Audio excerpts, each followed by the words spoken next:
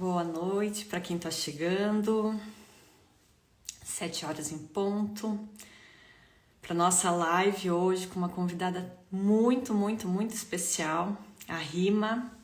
Estou muito feliz que a gente vai ter essa oportunidade de conversar.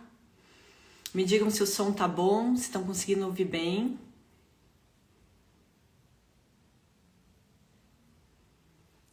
E se a iluminação também tá ok.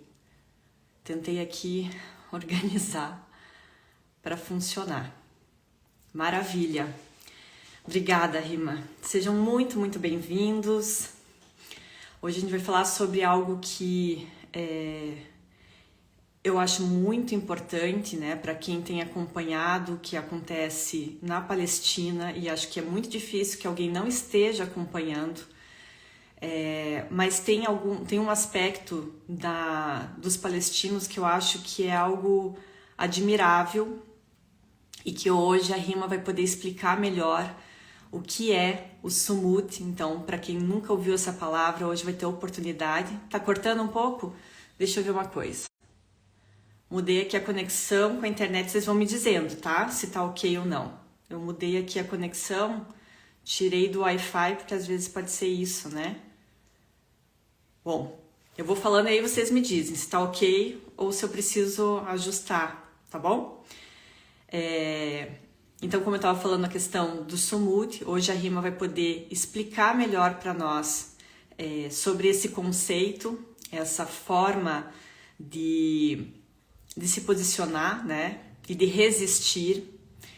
E a gente também vai falar sobre como nós podemos, de alguma forma, encontrar maneiras de agir em relação ao que acontece na Palestina, porque eu acredito que muitos se sentem impotentes diante de tudo isso. A gente assiste e não sabe o que fazer, né? E parece que tudo que a gente faz não tem alcance nenhum. E isso não é verdade. A gente tem sim formas de agir e de colocar a luz sobre esse tema, essa questão, e cada um pode contribuir nesse sentido.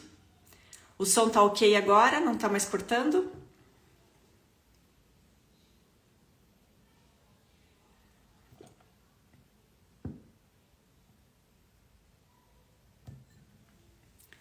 Eu tô ouvindo o celular do meu marido lá na sala e eu tô vendo que minha voz tá chegando depois, mas se tiver chegando bonitinha, tá valendo.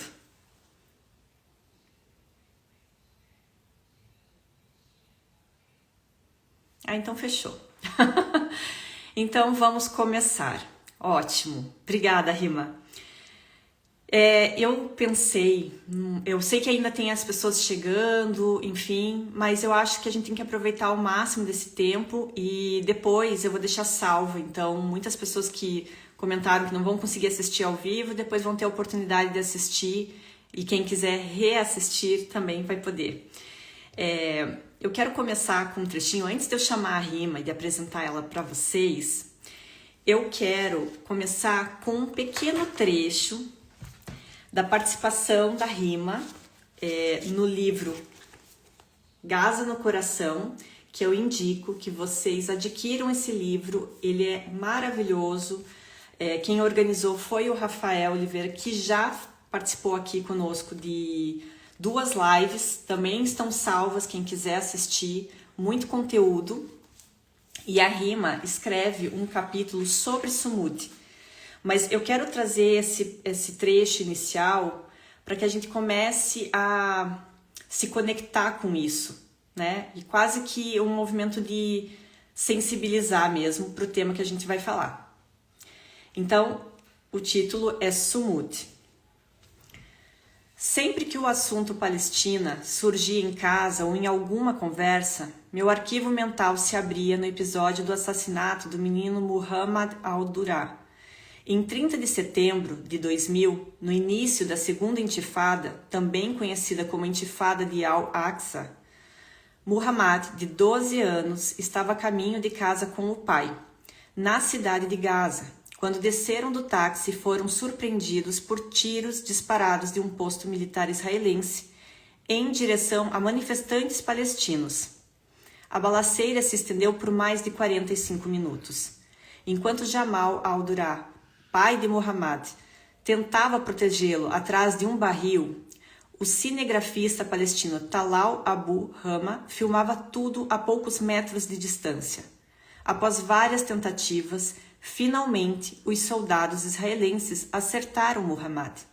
O menino levou 5 tiros, um deles no abdômen, que foi fatal. Jamal foi gravemente ferido com 9 tiros, mas conseguiu sobreviver. Depois de ter o filho covardemente assassinado, Jamal continuou participando das manifestações. A imagem de Muhammad se escondendo atrás do pai foi transmitida ao mundo por um canal francês. No vídeo, o menino estava assustado e o pai fazia gestos desesperados para que os soldados parassem de atirar. Mas todo o esforço foi em vão. Talal nada pôde fazer a não ser registrar o trágico momento. O cilindro de concreto protegendo pai e filho dos tiros que não cessavam marcou o mundo. O fato incendiou a segunda intifada, que terminou em 2005, com 3.000 palestinos mortos. O local do tiroteio, a junção de Metzarim, hoje é conhecida como a junção de Al-Sohada, dos mártires. Os assassinos de Muhammad caminham livres pela vida. Talvez eu tenha pronunciado de forma incorreta, mas eu achei importante trazer esse trecho para a gente começar com esse tema tão sensível e para que a gente possa se conectar com algo que acontece não hoje, mas há décadas. Então eu quero convidar agora para essa conversa a Rima. A Rima, ela é psicóloga, ela tem um trabalho lindo com refugiados e também tem um projeto que está já sendo desenvolvido e já escreveu alguns livros, inclusive participação no Gás no Coração, também tem Sumud em Tempos de Genocídio e ela tem muita coisa para agregar. Então eu vou chamar a Rima, deixa eu ver se eu sei fazer certinho aqui, pera lá, não quero encerrar o vídeo, Jesus amado, quase. Pera aí, adicionar moderador, vamos lá, Rima, confirmar, vamos ver se vai dar certo.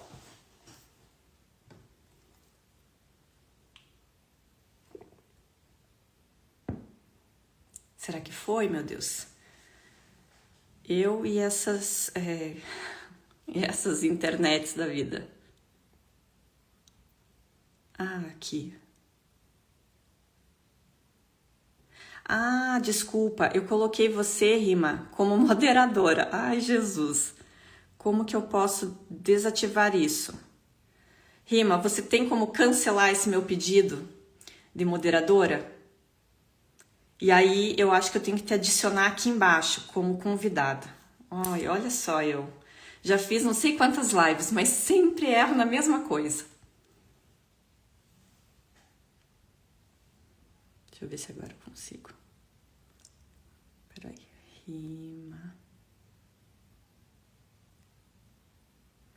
Eita, Rima, não consigo te chamar porque diz que você já tá como moderadora. Alguém sabe como eu faço para desativar? Aqui, pronto, consegui. Agora eu vou chamar aqui embaixo. Vamos ver se vai.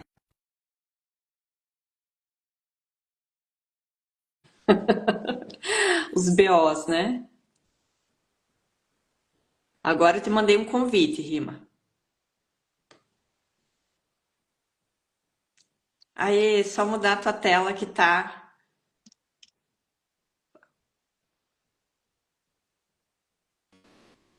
Ah, Entendeu? maravilha! Deu certo.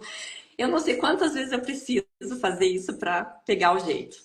Mas eu tô muito feliz, Rima, de você estar aqui conosco hoje. Tá me ouvindo bem? Eu estou te ouvindo perfeitamente bem, só estou mudando aqui pro fone. Deixa eu ver se já foi.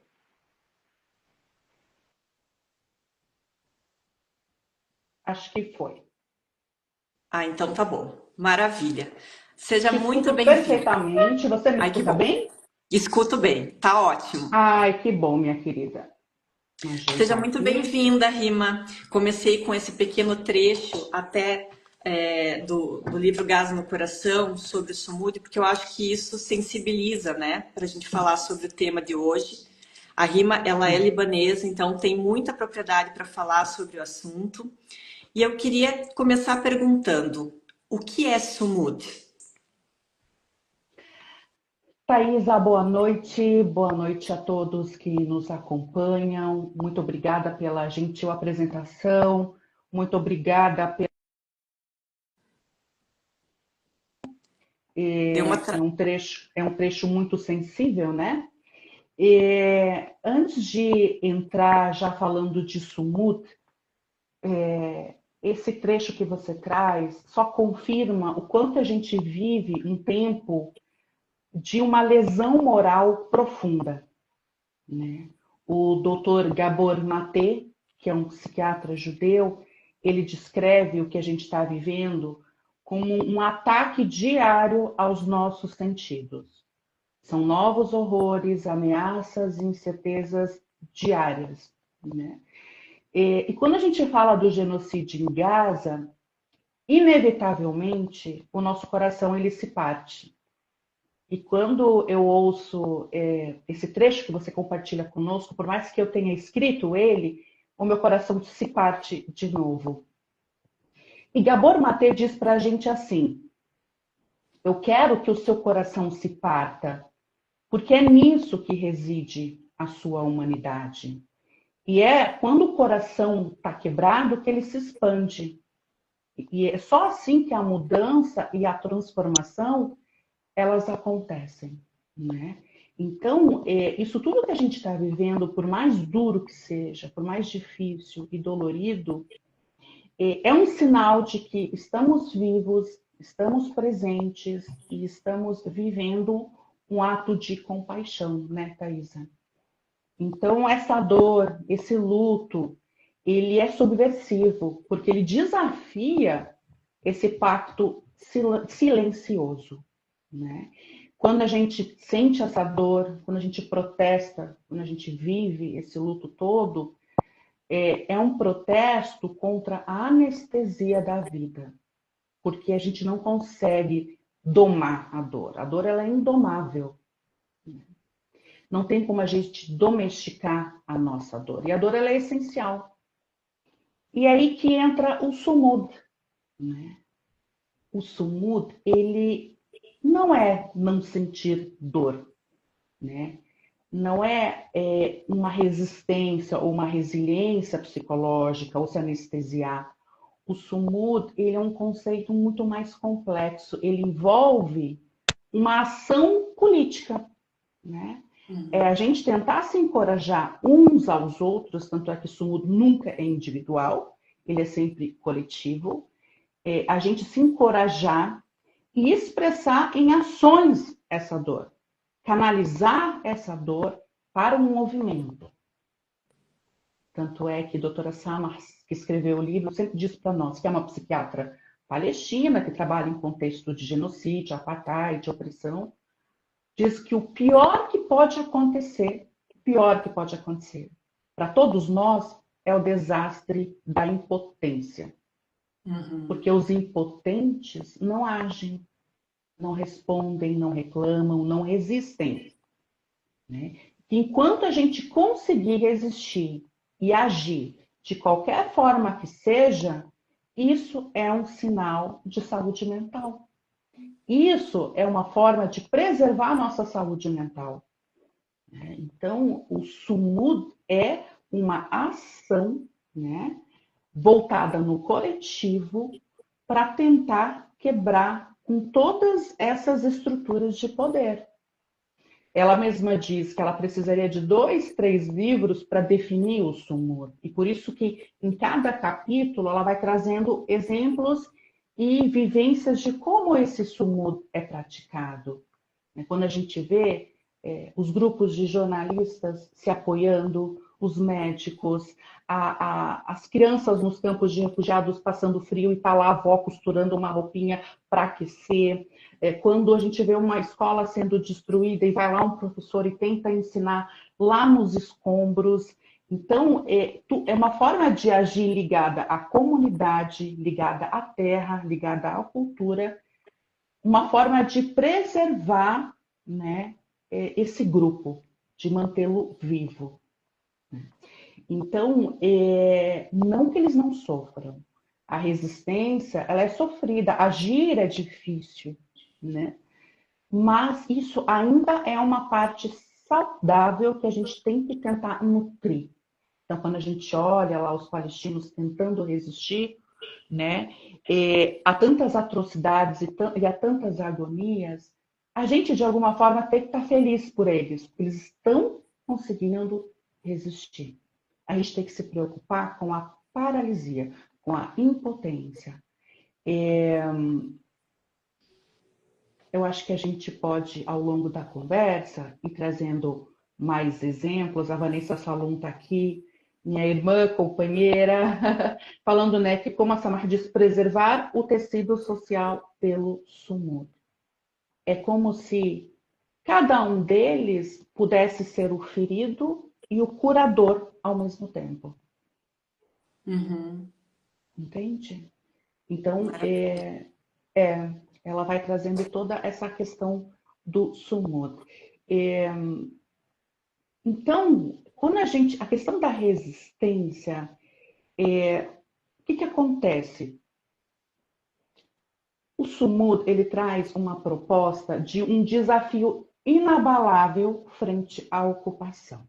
Por que acontece?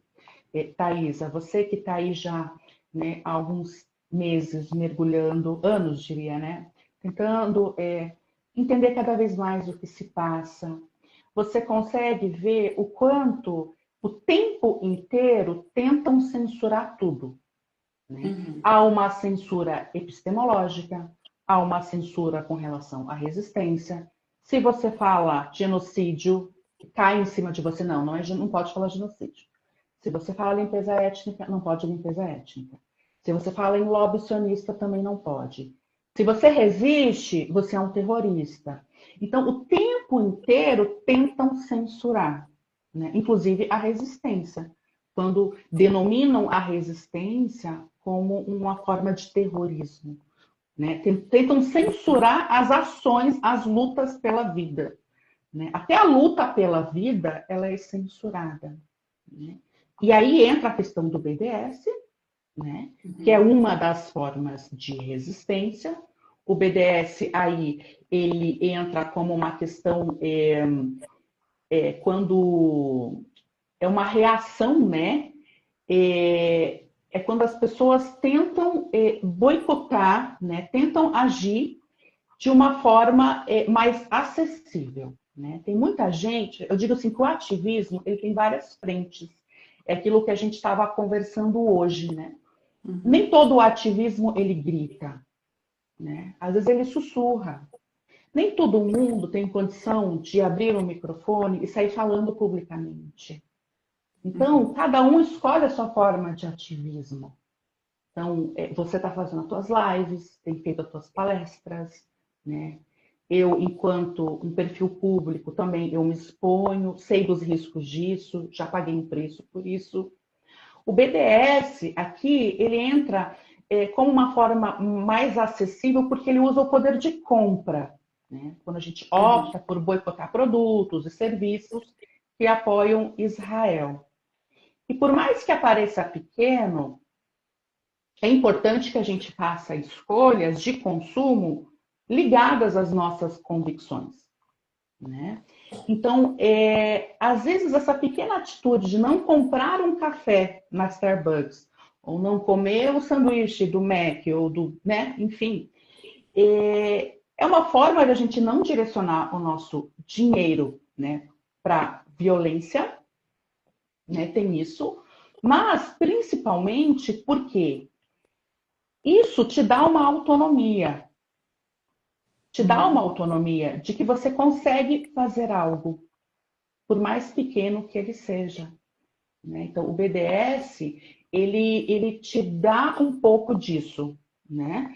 Então, o que acontece? Em situações extremamente opressoras, a gente acaba se sentindo oprimido junto. E é um sentimento muito desmobilizador. Então, o que acontece? Quando a gente consegue praticar um BDS, por mais pequeno que ele seja, isso devolve um pouco de poder para a gente. É um resgate de poder. Então, a gente consegue exercer um grau de poder. né? Então, isso também. Então, quando você quer trazer esse debate do BDS, tem essa questão, né? Existem várias formas, várias empresas listadas, empresas que, inclusive, financiam isso tudo, né? É, e que, né, contribuem com o genocídio. Então, essa é uma forma, né, de ativismo, tem a questão do BDS, e existem muitas outras. E mesmo o BDS, aquilo que eu te falei da censura em todos os aspectos, desde a terminologia, desde a resistência, mesmo o BDS, ele é classificado como uma forma de terrorismo pelo Estado de Israel. Até o BDS eles condenam, né? Então, assim, censurar um boicote é algo muito hipócrita, Sim. porque é algo extremamente intuitivo e psicologicamente importante você demonstrar desaprovação com uma ação de um opressor, ou com uma empresa que financia um genocídio, ou uma empresa que manda alimentos e suporte para Israel. O BDS não é violento. Então, a gente tem o direito de participar dele, é uma decisão democrática. Então, até isso, eles tentam censurar. Então, eles tentam censurar de tudo quanto é tipo. E quanto mais eles nos censuram, mais a gente tem que parir diariamente estratégias para driblar tudo isso. A É, doutora Samar, desculpa, Thaís, acho que não você pode ia falar. fazer. Não, eu ia comentar que exatamente esse movimento que a gente precisa fazer, porque quando eles censuram, eles querem provocar um medo, né? O que pode acontecer se eu me posicionar? E muitas pessoas acabam ficando paralisadas por conta disso. E aí que nós temos que nos movimentar, né? Eu acho que a gente vive uma sociedade bastante individualista e essa dificuldade de conseguir enxergar o outro se ele não estiver muito próximo. Então a gente pensa naqueles que estão perto, mas esquece, é algo muito distante, né? E isso acaba fazendo com que muitas pessoas não queiram entrar nessa seara. Mas eu acho que a gente precisa, de certa forma, manter esse movimento para demonstrar que, independente do que aconteça, nós, como coletivo, como humanidade, não vamos reconhecer essas ações violentas, né? Não vamos permitir que isso perpetue. Em algum momento, isso vai ter que acabar. Uhum, sim, sim.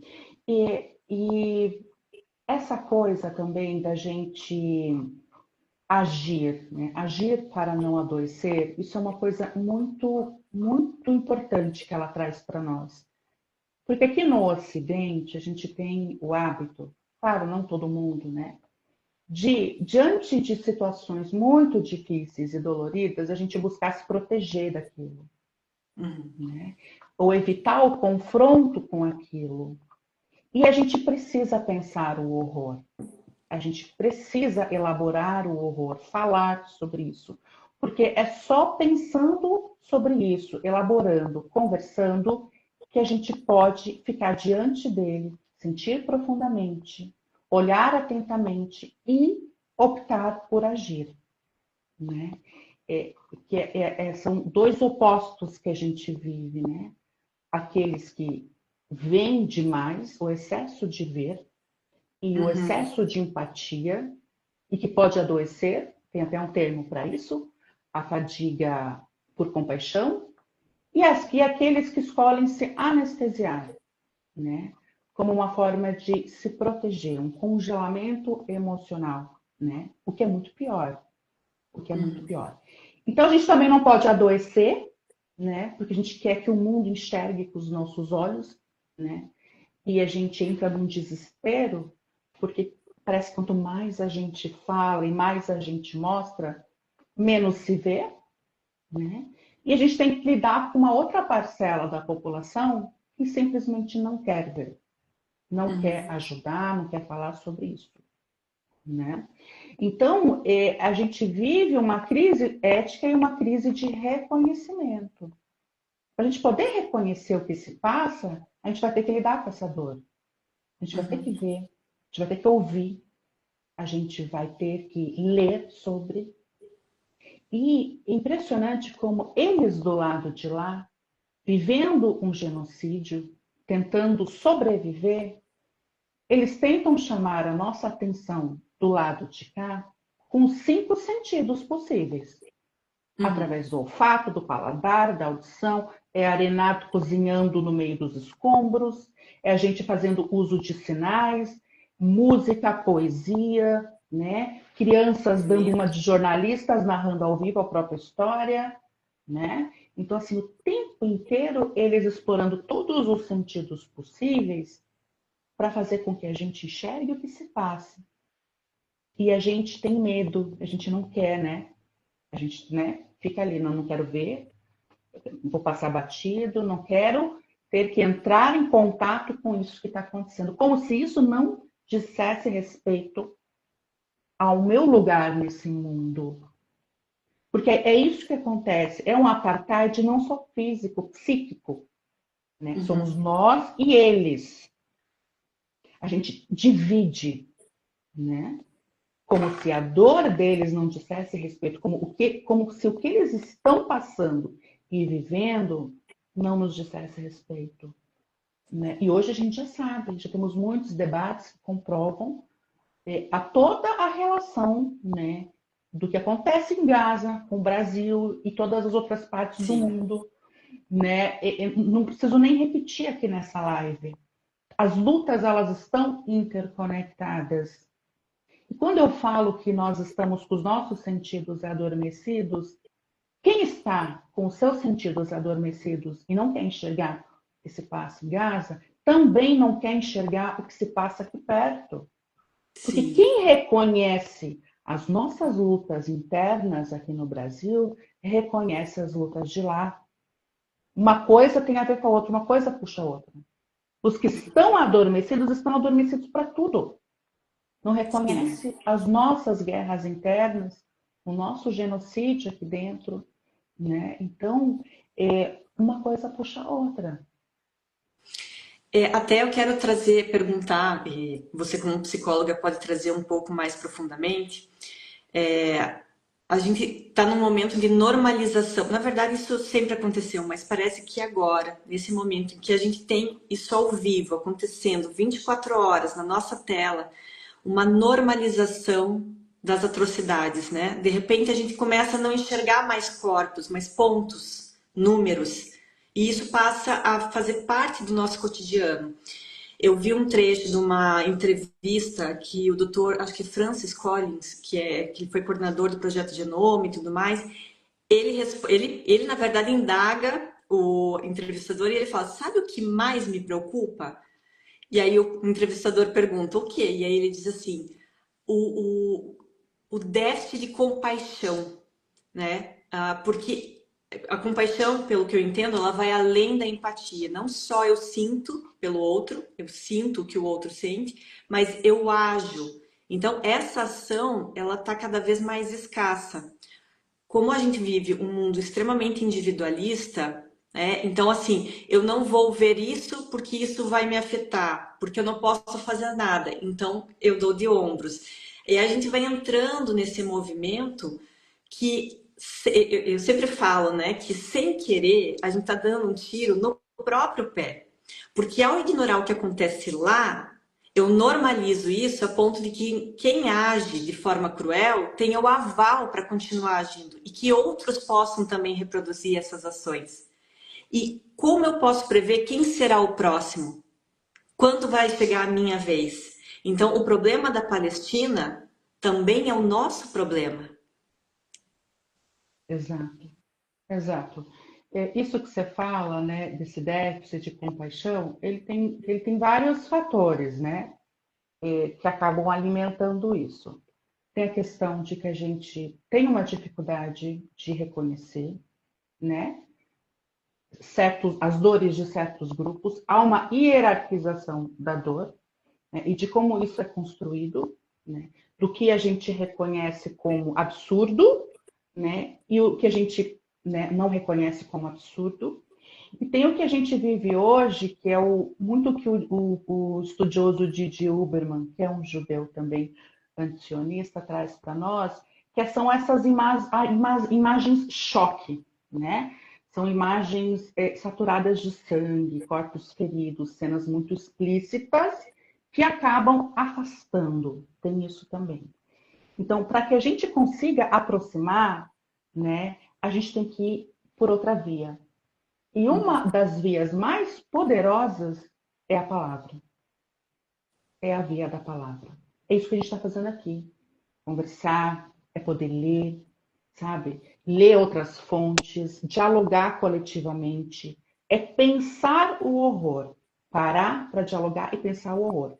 Só ficar vendo essas imagens que aparecem às vezes muito descontextualizadas ou apagando a especificidade histórica do sofrimento. Por exemplo, tem um texto que eu escrevi para o Diplomatique, que é do O Alma da Minha Alma, está até aqui a imagem dele aqui atrás, do Khaled Nabha Qarim. Primeiro ele perdeu a neta e depois ele foi assassinado, né? Então, assim, o que a gente fica sabendo? Ah, foi assassinado. E quando a gente passa a entender, mas quem é essa pessoa? Né? O que ela fazia? Né? O Khaled, o filho dele dizia, ele é uma agência humanitária de um homem só. Ele fazia tanta coisa, ele quebrou com tantos paradigmas, e essa frase dele ecoou o mundo. Foram 4 palavras, ele fez uso das palavras. 4 palavras, alma da minha alma.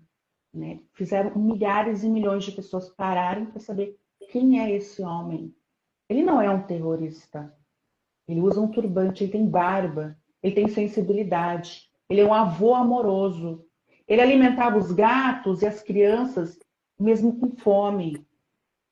Né? Ele ficou cuidando da mãe idosa até o último minuto.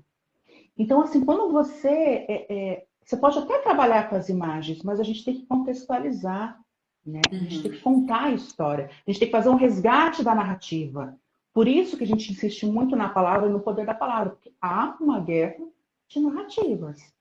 Sim. Né? Eles decidem o que vão mostrar e contar por nós. Então, o resgate da narrativa passa por isso. Está na hora da gente contar por nós o que se passa. Né? Ouvir os palestinos.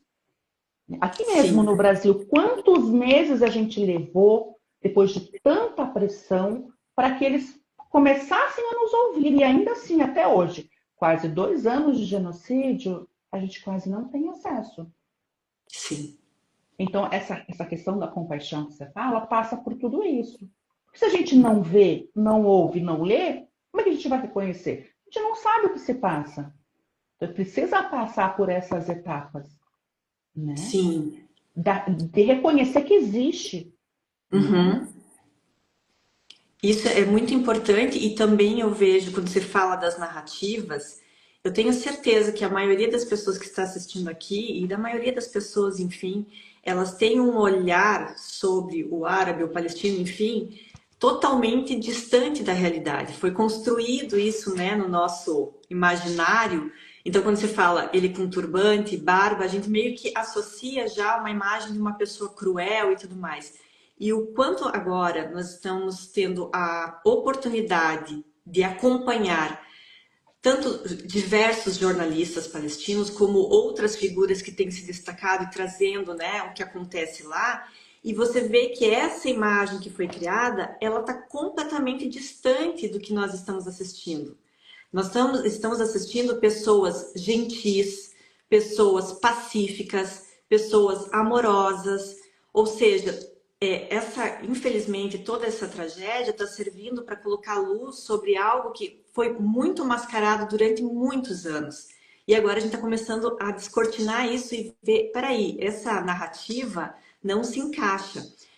A morte agora dos 5 integrantes da equipe Al Jazeera é uma demonstração disso, porque muitos declararam, pessoas que eu converso, que choraram com a notícia. Ou seja, a gente cria uma conexão com essas pessoas, né? Exato. Isso é maravilhoso, que a gente consegue senti-las e entender que tudo isso que foi construído, opa, talvez não seja bem assim. Exato. Exato. Isso que você fala de aproximar através da narrativa, né? Através da história, é fundamental, porque o tempo todo O movimento que foi feito não foi de aproximar, foi de apartar, inclusive psiquicamente, né? É o Oriente contra o Ocidente e vice-versa. São todas essas narrativas construídas minuciosamente, né? Dividir para poder controlar, né? Para poder gerar todo esse caos também. Então, por isso que é importante a gente insistir nesse resgate da narrativa, a gente aproximar, né? Conhecer o que se passa, né? E tentar driblar tudo isso que foi passado para nós de geração em geração.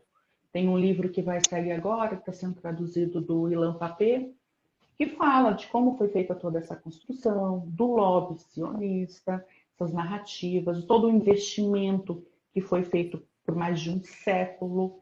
E é claro que a gente não derruba isso do dia para a noite, né? Não é uma luta fácil. E por isso a sensação de impotência, né? De cansaço, porque vai levar um tempo. Vai levar um tempo, né? Muito tempo ainda, eu acho. Né? Porque agora que a gente percebe uma virada de chave, a gente não conseguiu derrubar impérios, né? E do dia para a noite. A gente não conseguiu destruir sistemas do dia para a noite. O apartheid na África do Sul não foi do dia para a noite. Então, tudo requer tempo, né? Então, por isso que o movimento de resistência requer fôlego também. E por isso que tem que ser coletivo. Porque é uma luta muito grande, muito difícil. Então, a gente precisa do coletivo para poder seguir nessa luta, para ter fôlego. E diversas formas e diversas frentes de resistência. Não apenas uma. Né? A palavra é uma delas. Sim. A palavra é uma delas. Né? Então, são estruturas muito poderosas e que precisam de muito empenho e muita ação da nossa parte. Né? Sim, Gaza não tem tempo. Claro que não tem tempo. A gente está fazendo o que é possível. E é por isso que a gente fica frustrado, né? Mas a gente precisa entender que vai levar tempo. As coisas elas não acontecem do dia para a noite. Porque a mudança de consciência, o conhecimento, as reflexões, elas não acontecem assim tão rápido. Exato. Precisa de muito tempo. Né? E a gente não pode desistir isso, só né? disso. Desconstruir tudo isso. Uma coisa que eu gosto, que a doutora Samar sempre traz também, é essa coisa de que a resistência e a luta, ela não pode se enquadrar num cálculo de matemática. 1 mais 1, 2. Se eu fizer isso agora, se eu for para a rua, se eu tentar resistir, pronto, vai acabar. Talvez não, ou talvez leve muito tempo. Ela diz para nós que a gente não pode lutar e fazer o que a gente está fazendo só pensando nos resultados finais. Claro que a gente quer o resultado, claro que a gente quer que acabe, né? Mas a nossa motivação não pode ser só essa. A gente tem que fazer porque é o certo. Porque e porque isso vai de encontro aos nossos valores, vai de encontro à nossa alma. Entende? Tem que fazer pelo fazer. É o resistir pela vida decente, pela dignidade, né? Não pelo resultado. Aquilo que eu falei, que ele pode talvez não vir, ou ele pode demorar muito. Sim. É você estar em paz com os teus valores. Isso é saúde mental também. Você poder agir de acordo com os teus valores. Eu tenho certeza que Thaisa não ia se sentir bem se não estivesse fazendo o que está fazendo. Você estaria num sofrimento muito maior se você não estivesse fazendo. Não é? Com certeza. Por mais que você saiba, isso que você falou hoje, eu fui lá, dei uma palestra, hoje já me chamaram para outra.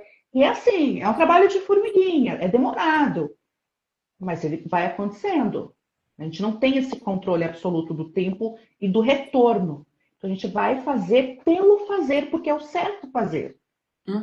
Né? Porque é um compromisso nosso. Sim. Né? É um compromisso do intelectual, de qualquer pessoa que se sensibiliza, de qualquer pessoa que tenha mínimo de valor.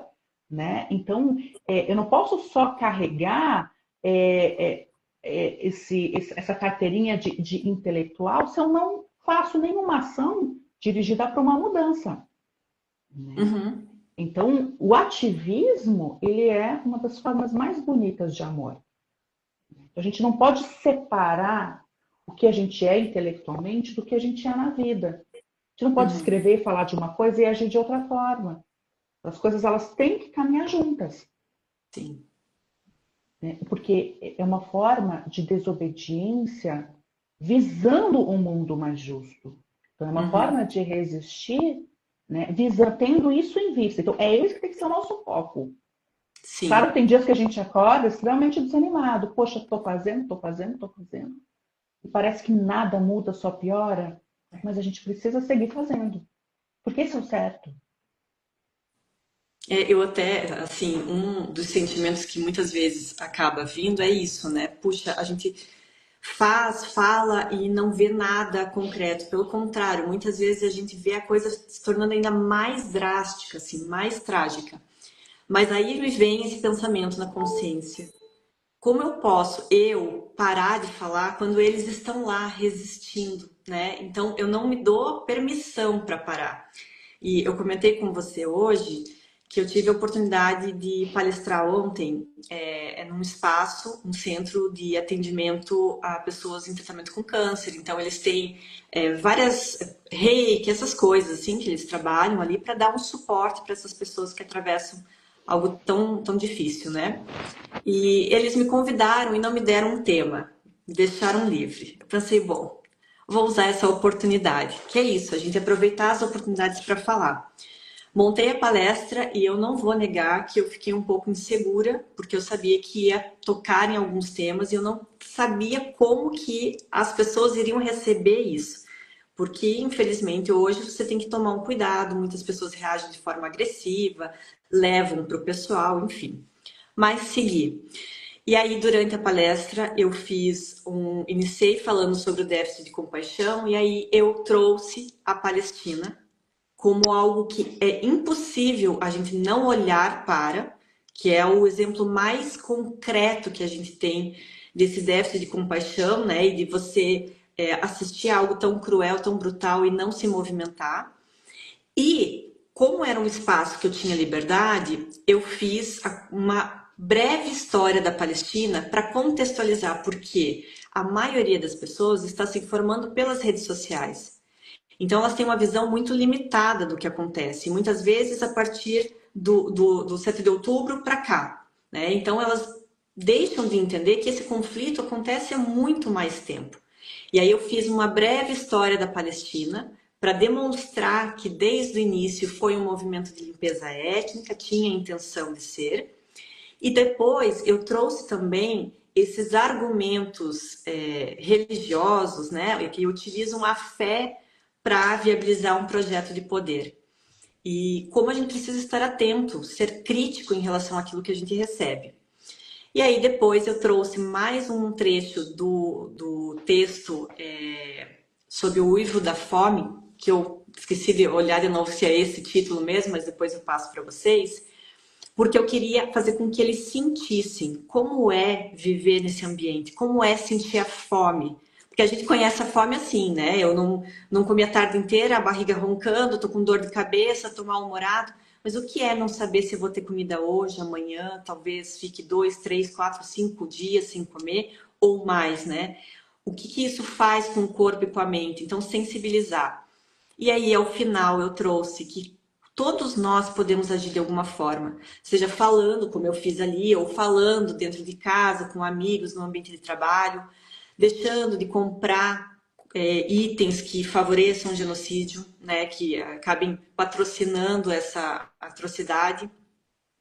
E, principalmente, ter esse senso crítico, essa consciência. Receber uma informação, busque saber a verdade, busque ir atrás disso, sair desse padrão de preguiça mental, né? De não vou atrás porque aí é muita coisa, ou enfim, talvez até um receio de desconstruir aquilo que está tão bem sedimentado aqui, né? Eu sempre acreditei nisso, agora de repente Exato, alguém diz que não é exato. assim, e agora o que eu faço? Quem sou eu nessa história? Então, e o mais legal é que ao final, como eu comentei, veio um rapaz conversar comigo, que ele tem um projeto de voluntários na região periférica de Curitiba, pediu se eu podia dar a mesma palestra para os voluntários. E depois também recebi a mensagem de mais uma pessoa falando que ficou extremamente mexida, tocada e que ela queria muito aprender mais, que era para eu indicar documentários, livros. Ou seja, não importa se é uma, duas pessoas, eu Perfeito, consegui despertar perfeito. algo, né? Acho que é esse o movimento. Sim, sim. E isso que você traz, né? Porque educar, né? Educar o nosso olhar, reeducar o nosso olhar, ele é um ato profundamente ativista. Porque aquilo que você falou, quando a gente reeduca o nosso olhar, isso exige um reconhecimento nosso de que existe a opressão, de que existe tudo isso que está acontecendo, né? Então, e reconhecer é um exercício que não é para qualquer um, no sentido de que não são todas as pessoas que dão conta facilmente, Uhum. né? Para esse despertar. Né? Então, isso que você faz de educar é algo profundamente ativista, né? Porque você está transformando esses sujeitos, transformando esse olhar. E não é fácil, né, Thaisa? Não é fácil. Não. Porque primeiro você precisou fazer isso com você, Sim, né? sim, Você passou por exato, todo esse processo. Olha quanto exato. tempo você levou para se desconstruir, para depois conseguir levar isso adiante, né? Então tem tudo isso. E olha como é forte isso, né? Eu sempre comento que eu tive a oportunidade de conhecer a Palestina em 2008. Mas eu era uma menina, 21 anos, a viagem era para Israel e depois para alguns territórios palestinos. Eu não tinha o menor conhecimento, absolutamente nada, eu fui crua, né? E então eu vivenciei essa experiência sem uma ideia anterior. Eu fui limpa. E foi muito interessante porque isso me marcou profundamente. Isso em 2008, é importante salientar, né? 17 anos atrás, que no momento em que nós chegamos no aeroporto em Tel Aviv, a recepção já foi bastante agressiva, assim, né? Então foi uma coisa, meio um choque, assim. Nós tínhamos no nosso grupo duas pessoas com traços que remetem ao povo palestino.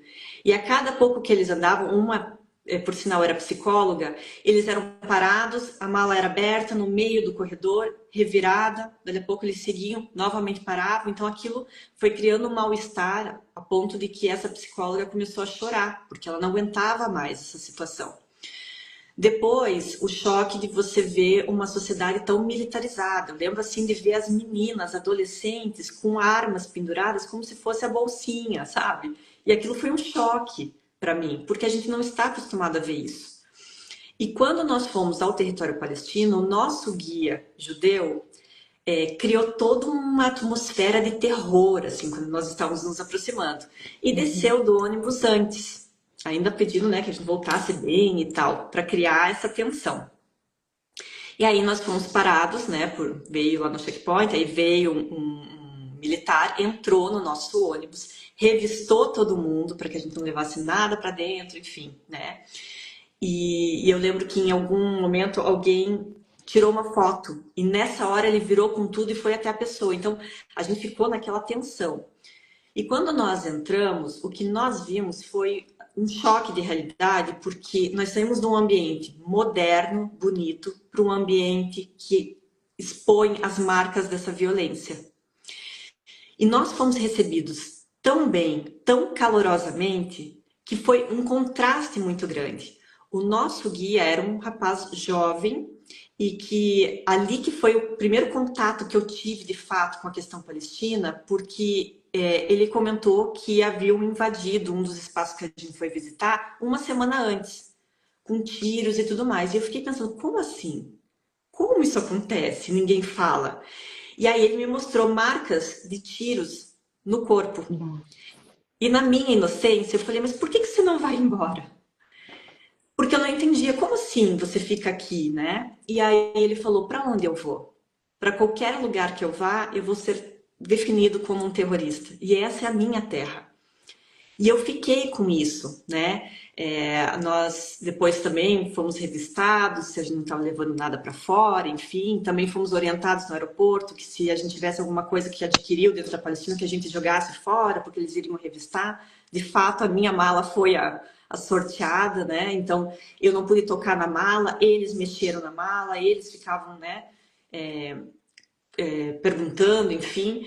Foi uma experiência que me marcou, mas veja, ainda assim, eu voltei, eu fiquei extremamente mexida.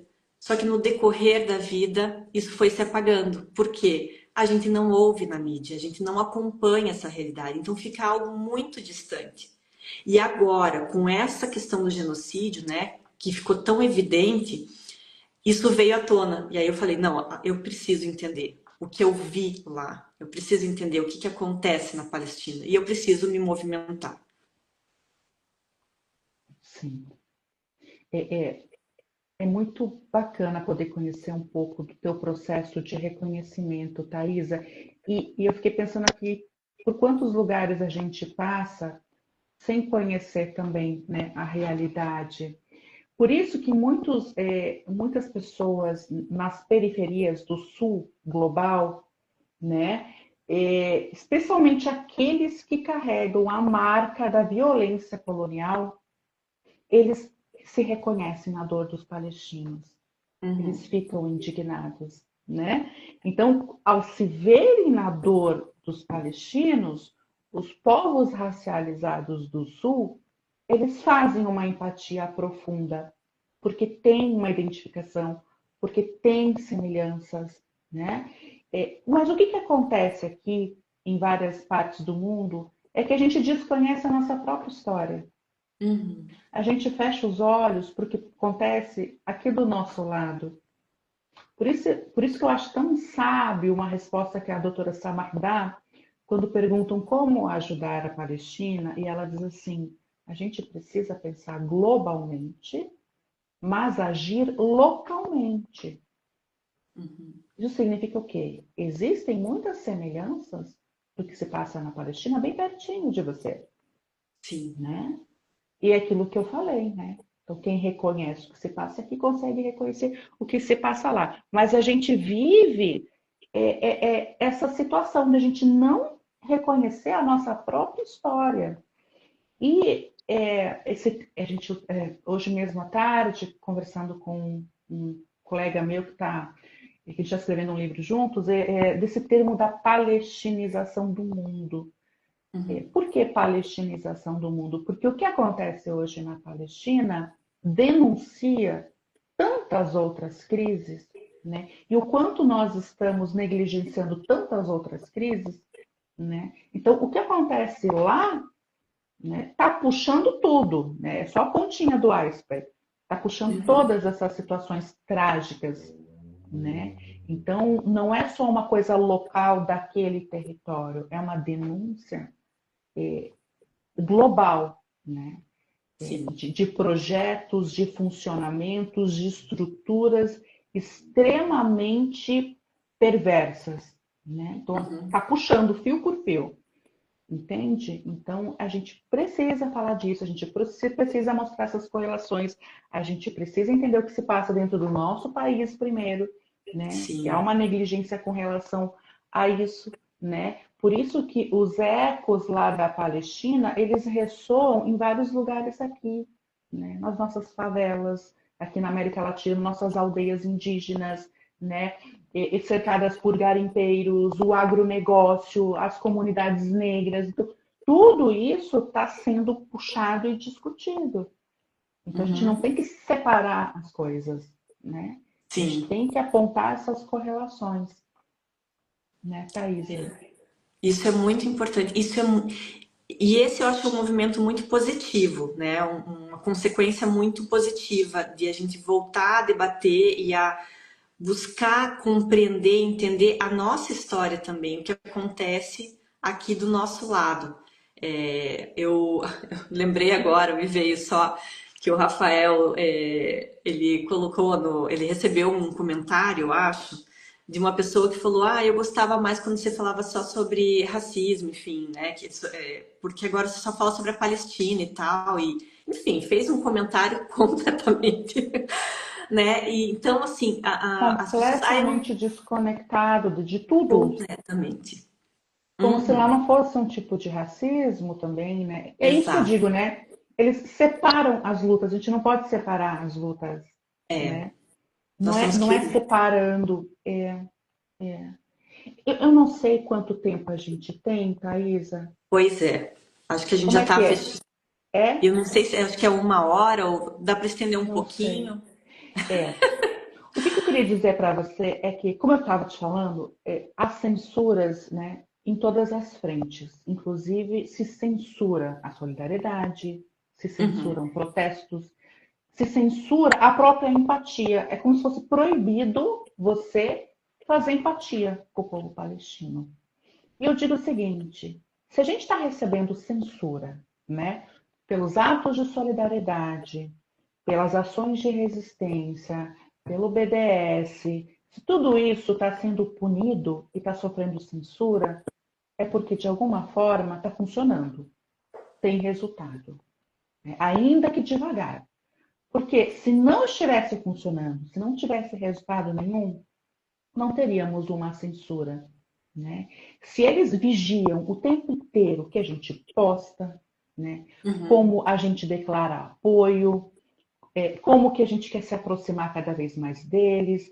Se eles ficam interditando o tempo inteiro tudo, é porque isso é uma coisa forte, né? É Uhum, porque isso é potente, né? exato. Então, e não tem como eles matarem isso. É aquilo que eu falei. E eles estão tentando fazer isso há mais de um século com o povo palestino, né? E a cada dia que passa, eles vão descobrindo novas formas, em meio à dor, de parir, né, o sumud, né, de N formas, né? Então, eu só queria trazer isso para você, né? Por mais que às vezes pareça pequeno, que a gente pense nisso também, né? Se Sim. fosse tão pequeno assim, nós Não, não isso é seríamos tão censurados, né? exatamente. Eu acho que até a Vanessa colocou ali que é 1 hora, então eu acho Eu que acho que a esse é gente já um. está assim, faltam acho que 3 minutos. Passou rápido, né? Pelo menos para Passou mim. muito rápido. Eu acho que a gente precisa fazer mais um, ou mais uns, porque sempre tem Uma coisas para hora. falar. Mas eu acho que esse ponto que você trouxe para fechar é maravilhoso, porque não importa se parece pouco, você falando com a pessoa do lado, compartilhando alguma coisa, tudo isso está unindo forças, né, e mostrando que nós não vamos aceitar. Tá incomodando. E se tá incomodando, a gente tá no caminho certo, né?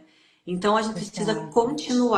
continuar, mesmo que seja cansativo. As pessoas falam: "Puxa, você só posta sobre isso?" Pois é, esse é o momento, né? Solidariedade e o que É. acontece lá é urgente, não é uma coisa que a gente pode esperar.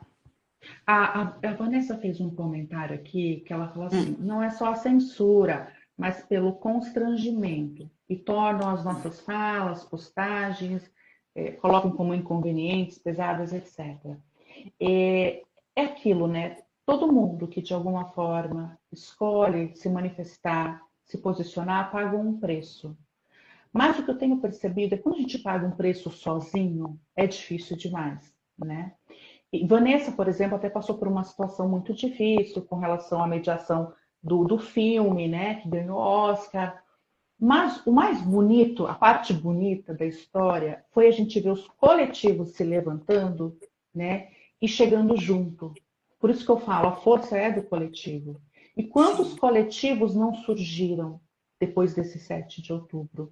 Inclusive na minha área. Eu, quando comecei, eu estava muito sozinha, né? Uhum. E agora, nesses quase 2 anos, nós já temos vários coletivos. Então, isso dá força, né? Uma coisa é você apanhar ali sozinho, dar cara a tapa sozinho. Agora, quando você vê que você tem outras pessoas ao seu redor, tem gente ali que chega junto, isso faz a diferença, né? Então, Sim. eu estando aqui hoje, saber que ó, tem Vanessa, tem tantas pessoas aqui conhecidas, onde eu vou também sempre encontro pessoas conhecidas que chegam junto e vão reverberando e vão aumentando, né? Então, assim, isso é fundamental para a gente poder seguir, né, resistindo, né, no coletivo. Você com o seu trabalho, né, e com o seu trabalho, olha quantos outros você está inspirando, e assim a gente vai fazendo essa revolução, né? Essa Exato. revolução que os palestinos despertaram em nós. né? E que a Isso, gente vai tentar despertar nos outros, né? É esse o processo. é esse o processo. Eu tenho certeza que todo mundo que participou aqui da live sai ainda mais certo de que esse é o caminho, que a gente tem que continuar falando, falando muito. Não é um assunto que se encerra, é um assunto que a gente vai falar por muito tempo, né? Mas que a gente está fazendo parte de um movimento maior, de fato, que é importante que cada um no seu cantinho, mas unindo nossas forças, a gente consiga colocar cada vez mais luz e incomodar cada vez mais, né? Porque isso vai provocar mudanças. Se for pensar do tempo que eu fui lá, né, há 17 anos atrás, foram praticamente 15 anos que eu mal soube o que acontecia na Palestina. E eles continuaram vivendo esse terror. Infelizmente, precisou desse movimento agora para que todos nós começássemos a enxergar a Palestina. E agora não tem mais como desver. É um movimento que a gente precisa Não tem continuar mais. fazendo. É um caminho sem volta, né, Thaís? É um caminho sem É um volta. caminho sem volta. Eu vi que a Hannah está aqui, querida. Ela esteve conosco ontem também no grupo SOUT, né, que é um Ah, grupo de sim. voluntários para atendimento de refugiados, migrantes que falam o árabe ou inglês. Ela também sempre presente, dando boa noite para ela aqui também, a Hannah. Maravilhoso. Obrigada, Por Hanna. E sinal, quem obrigada a quiser. todos que estão aqui acompanhando, né? Sim, Eu sei que a live depois vai ficar gravada e vai. outras pessoas, né, vão poder ter Uhum. acesso, então isso é muito bom também. Até, Rima, se você quiser comentar sobre o projeto, para quem Uhum, quiser se interessar em fazer parte como voluntário, eu acho que é um momento bem legal. Muitas pessoas uhum. querem encontrar algum espaço onde elas possam contribuir. E eu acho que o teu projeto é maravilhoso.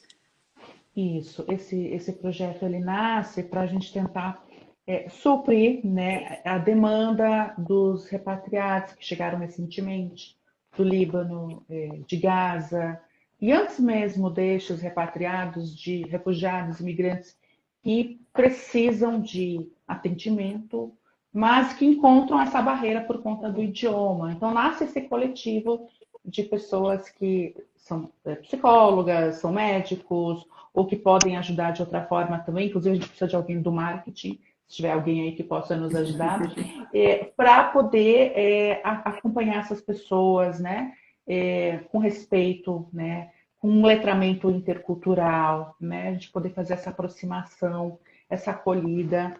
E a gente já tem uma página no Instagram, que é o SOUT, SOUT, Vozes em Movimento, né? E assim, é isso que você falou, a gente vai buscando, dentro das nossas possibilidades, agir como a gente pode, né, Thaisa?